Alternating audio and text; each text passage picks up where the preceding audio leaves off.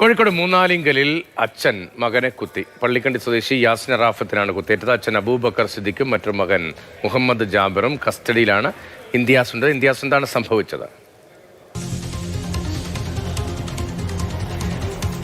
രതീഷ്, കോഴിക്കോട് മൂന്നാലിങ്കലിലാണ് അച്ഛൻ മകനെ കുത്തിയ ഒരു സംഭവം ഉണ്ടായത്. കോഴിക്കോട് പള്ളിക്കണ്ടി സ്വദേശിയായിട്ടുള്ള യാസിർ അറഫാത്തിനെയാണ്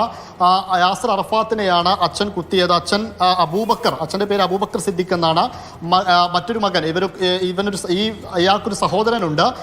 അവർ രണ്ടുപേരും മുഹമ്മദ് ജാബിർ, ഇവർ രണ്ടുപേരും അച്ഛനെയും സഹോദരനായിട്ടുള്ള മുഹമ്മദ് ജാബിറിനെയും വെള്ളയിൽ പോലീസ് കസ്റ്റഡിയിൽ എടുക്കുകയും ചെയ്തിട്ടുണ്ട്. ഈ ആക്രമണത്തിന് കാരണമെന്ന് പറയുന്നത് നിരന്തരമായിട്ട് ലഹരി ഉപയോഗിച്ച് സ്ഥിരമായിട്ട് കുടുംബത്തെ, അച്ഛനെ അടക്കം ആക്രമിക്കാൻ ഈ യാസിർ അറഫാത്ത് ശ്രമിക്കാറുണ്ട്, ആക്രമണം ഉണ്ടാവാറുണ്ട് എന്നാണ് പോലീസിൽ നൽകിയിരിക്കുന്ന മൊഴി. എന്നും സമാന രീതിയിൽ ആക്രമണം ഉണ്ടായ സമയത്താണ് യാസിർ അറഫാത്തിനെ അച്ഛൻ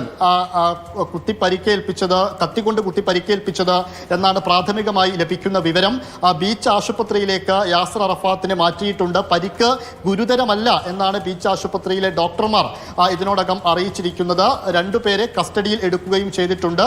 കൂടുതൽ കാര്യങ്ങളടക്കം ചോദിച്ചു വരികയാണ്. അതോടൊപ്പം രണ്ടുപേരുടെയും അതുപോലെ തന്നെ ഈ കുത്തേറ്റ യാസിർ അറഫാത്ത് ലഹരി ഉപയോഗിച്ചിട്ടുണ്ടെന്നടക്കമുള്ള പരിശോധനകളും നടത്തി വരികയാണ്. രതീഷ്, ശരി, ഇന്ത്യാസ് കരീമാണ് വിവരങ്ങൾ നൽകിയത്. എന്താണ് ഈ സംഭവവുമായി ബന്ധപ്പെട്ട കൂടുതൽ വിവരങ്ങൾ എന്ന കാര്യത്തിൽ പോലീസിന്റെ വിശദമായ പരിശോധന കൂടി നടക്കുന്നുമുണ്ട്.